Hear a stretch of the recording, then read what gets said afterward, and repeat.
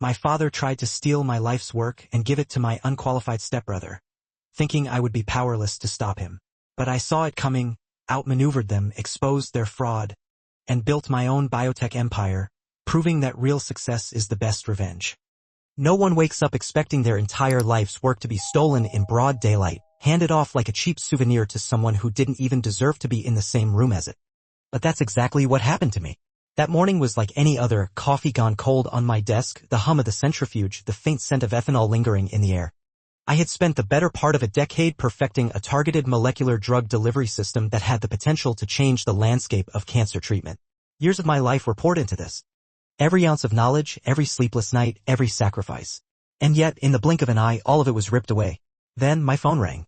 I remember the moment with crystal clarity. The harsh vibration against the steel countertop. The way my stomach clenched before I even picked it up. It was my father's name on the screen, and for a fleeting second, I thought maybe, just maybe, this wouldn't be another one of his usual dismissive calls. Maybe this time he was calling to acknowledge what I had built. But deep down, I already knew better. "I've transferred your research patent to your stepbrother," he said, like he was discussing a minor restructuring move. "He deserves it more than you. He knows how to commercialize it properly." The words didn't hit all at once. At first, they lingered in the air, weightless and meaningless, as if my brain refused to process them. But when they did, felt like something inside me cracked. My grip on the phone tightened until my knuckles turned white, my heartbeat thudding so loudly in my ears that I almost didn't hear the next thing he said. "Brookhaven Biotech funded your research," he continued. "Everything you develop belongs to the company. And as CEO, I decide who handles what." My breath came shallow and sharp, the sharp edge of betrayal slicing through my chest like a scalpel. I had known my father was ruthless in business, but I had naively believed that, on some fundamental level, I was more than just another asset to be leveraged. That my work, my blood, sweat, and years meant something more to him than another number on a balance sheet. I glanced at my screen. Sitting there, unread, was an email from the U.S. Patent Office. It had been sent 3 months ago, confirming receipt of the independent patent application I had filed. A lifeline. A shield I had crafted in anticipation of the moment I had desperately hoped wouldn't come. But it had.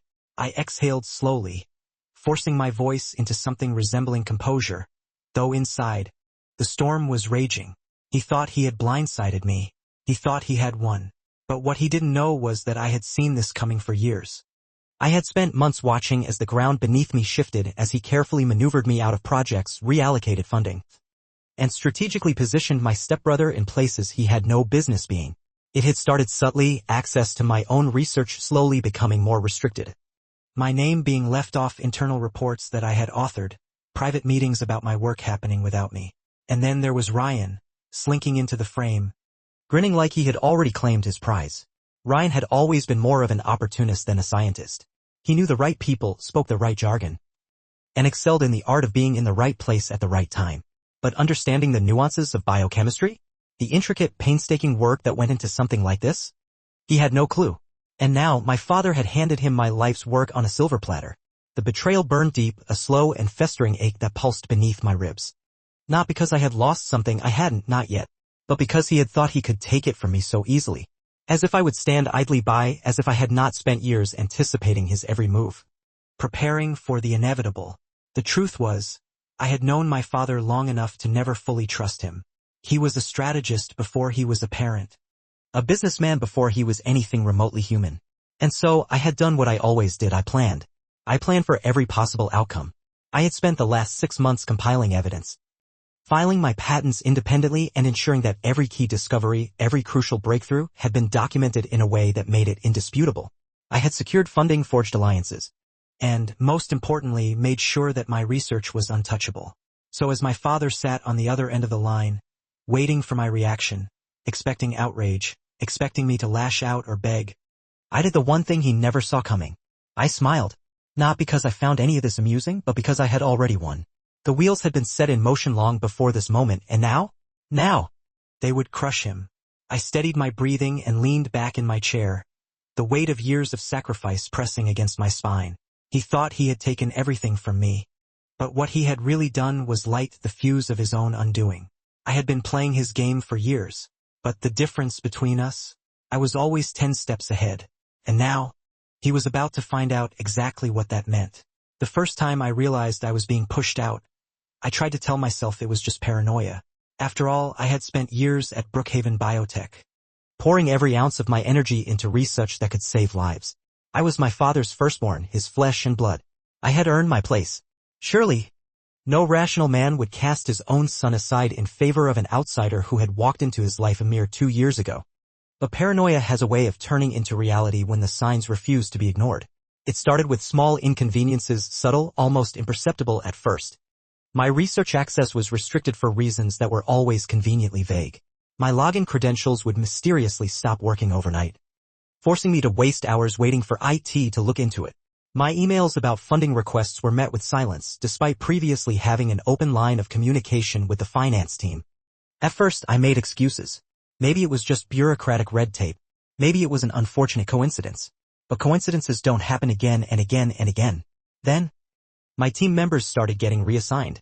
The people who had worked alongside me for years, colleagues I trusted, were suddenly being moved to unrelated projects with no explanation. A few of them expressed concern but admitted that they felt pressured to accept the transfers. Some were promised promotions, others were simply given no choice. The team that I had painstakingly built, the group that had brought my vision to life, was unraveling before my eyes. The funding cuts came next.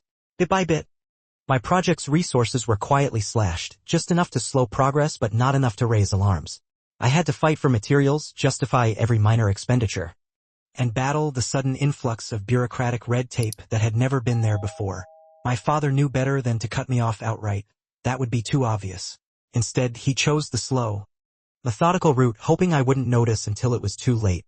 But I did notice. And the final straw? Ryan started showing up to my strategy meetings.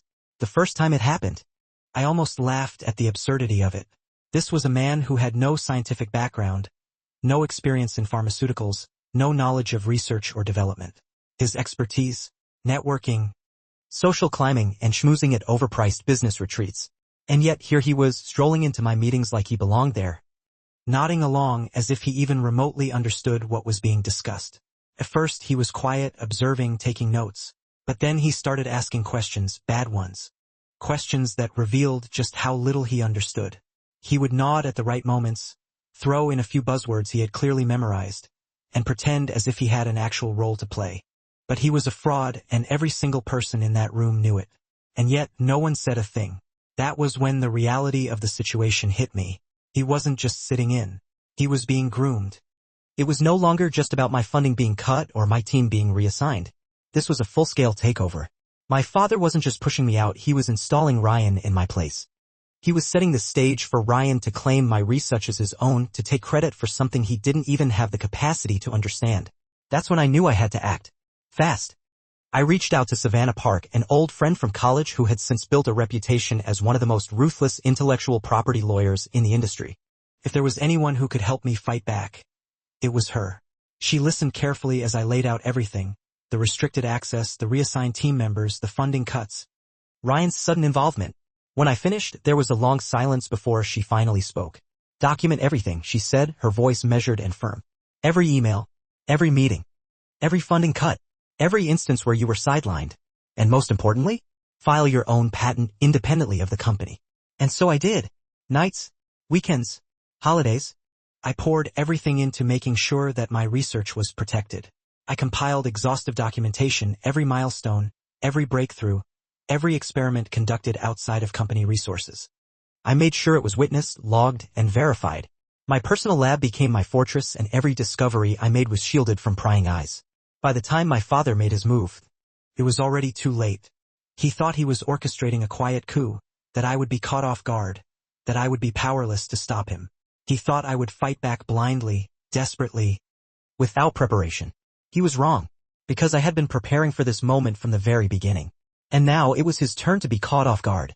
The moment my father tried to transfer the patent, the system flagged it. An automatic red flag. It was immediate. Within minutes, it was logged as a fraudulent attempt, and the investigation began. Savannah called me within the hour. Her voice was electric with satisfaction. Bingo, she said, almost laughing. They walked right into it. Their attempt to transfer ownership has already been flagged as a fraudulent claim. I let the words sink in, the weight of it filling the space around me. Months, no. Years of preparation had led to this moment. The house of cards my father had meticulously built was about to collapse, and for the first time he wasn't in control of the fallout. What followed was nothing short of a legal firestorm. Every document I had compiled, every piece of evidence meticulously collected, was now a weapon in my arsenal. The independent witnesses, the signed affidavits, the digital logs proving that the most critical breakthroughs had been achieved outside of company resources, all of it was airtight. It was no longer just my word against my father's. It was fact against fraud. The patent office launched a formal investigation almost immediately. That alone would have been bad enough for my father. But it didn't stop there. Regulators started asking questions. Investors started paying attention. The very empire he had spent decades crafting was suddenly teetering on the edge of collapse. And for the first time in his perfectly orchestrated corporate life, my father was scrambling. I imagined him sitting at his oversized desk, jaw clenched, as the news flooded in. The email chains, the emergency calls, the urgent strategy meetings where his legal team frantically tried to contain the damage. But it was already out of his hands. Every loophole he had once used to manipulate the system had turned into a noose tightening around his own neck. Emails flooded my inbox. Some from his legal team, thinly veiled threats disguised as negotiation attempts. Others from people within Helios Biotech who had always seen me as an outsider but were now reaching out, desperate to distance themselves from the sinking ship. And then, the part that truly sealed his fate, the media caught wind of the scandal. Articles started circulating within hours, spreading like wildfire. Helios Biotech CEO under investigation for attempted patent fraud. Boardroom betrayal. A father's attempt to steal his son's legacy. Who is Ryan Holloway? And why was he given a patent he doesn't understand? The last one was my personal favorite. The vultures had begun circling, and Ryan was about to learn what it was like to be devoured by the very industry he thought he could manipulate. Ryan did what any entitled fraudster would do. He went on a full-scale damage control campaign. Interviews, public statements, even carefully curated social media posts that tried to frame the whole debacle as a misunderstanding. It didn't work, because the moment he opened his mouth, it became painfully clear he had no idea what he was talking about. When reporters pressed him for technical details, his responses were vague at best, blatantly incorrect at worst. He fumbled through explanations, misused fundamental terms, and at one point even tried to compare targeted drug delivery systems to ride-sharing apps. The world saw him for what he was, an imposter. And my father? He had tied his reputation to Ryan. That meant that every single failure, every exposed lie, dragged him down too, while they were drowning in a PR catastrophe. I was too busy building something better. Helios Biotech. I had spent years watching how my father ran his company, studying every flaw, every mistake. And now, I had the chance to create something free from his corruption. The investors who had turned their backs on Helios Biotech, they were already knocking on my door. The scientists who had been stifled under my father's leadership, they were reaching out, eager to join something where integrity mattered. Brookhaven was burning, and I was rising from its ashes. The world would soon see the truth. My father had tried to bury me, but all he had done was plant the seed for something far greater than he could ever imagine. Helios Biotech fell like a crumbling tower. The company that once commanded respect in the pharmaceutical world had become a cautionary tale, a symbol of greed, deception, and corporate betrayal. My father, the board forced him out. The same people who once hailed him as a visionary had now turned their backs on him, treating him as nothing more than a liability they needed to cut free. The shareholders had no patience for scandals, and the evidence against him was overwhelming. They had no choice but to remove him before he took the company down even further. Ryan? Utterly disgraced. The industry he once thought he could bluff his way through had chewed him up and spit him out. His credibility? Gone. The same people who had once welcomed him into boardrooms and high-profile events now avoided his calls, erased his name from their contacts. The last I heard, he had vanished from the public eye entirely, a man who had flown too close to the sun and burned beyond recognition. And me? Helios Biotech was thriving. Investors who had witnessed the scandal unfold knew exactly which side to bet on. The moment Brookhaven crumbled, my company soared. I had funding, top-tier researchers flocking to join me, and full creative control over the innovations I had fought so hard to protect. No board politics, no corporate deception, just science, integrity, and the future I was determined to build. But then, one night, my father showed up at my office. It was late. Most of my team had already left for the evening, but I was still there, working, refining, pushing forward. When I looked up, I barely recognized him. He looked old, not just physically, but spiritually drained, like a man who had spent his entire life climbing a mountain, only to reach the top and realize he was completely alone. His suit, once impeccably tailored, hung on him like it no longer fit. His posture, once commanding, now slumped under the weight of defeat. He sat down without waiting for an invitation. A shell of the man he once was. For the first time in my life, I wasn't looking at Robert Holloway, the powerful CEO. I was looking at a man who had lost everything. For a long moment, we sat in silence, the air between us thick with unspoken history. The years of resentment. The betrayal. The war that had torn us apart. And then he spoke. His voice was hoarse, barely above a whisper. You must be happy now. Happy? The word lingered in the air, hollow and meaningless. I should have been happy. I had one. But as I stared at him, this man who had once held my future in his hands and crushed it without a second thought, I realized something. There was no victory in this. Yes, I had built something better. Something free from his corruption. But there was no satisfaction in watching a man dismantle his own legacy with his own hands. There was no triumph in seeing him sit before me reduced to nothing more than regret and exhaustion. I exhaled slowly, letting go of the last remnants of the anger that had fueled me for so long. No, I said at last. But I am free.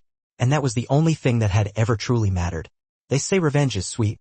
But you know what's even better? Reclaiming everything they tried to take. And realizing you never needed their validation in the first place. I didn't just win. I built something on my own terms, something real. Something no one could ever steal from me again. And that is my story. A journey from betrayal, struggle to rebirth. A testament that no one gets to decide your fate but you. This story isn't just about revenge, it's about the value of perseverance, the power of freedom, and the strength to rebuild from the ashes. It serves as a reminder that sometimes, losing everything is the opportunity to reclaim yourself. Not every betrayal is the end, sometimes it's the beginning of something greater. Success isn't about proving something to others. It's about proving it to yourself. What about you? Have you ever faced a moment where you had to rise above injustice? What would you do if everything you worked for was taken away? Leave a comment. Share your thoughts and let me know what you think about this story. And don't forget to like and subscribe so you don't miss the next story, because sometimes the most real stories are the ones that teach us the greatest lessons.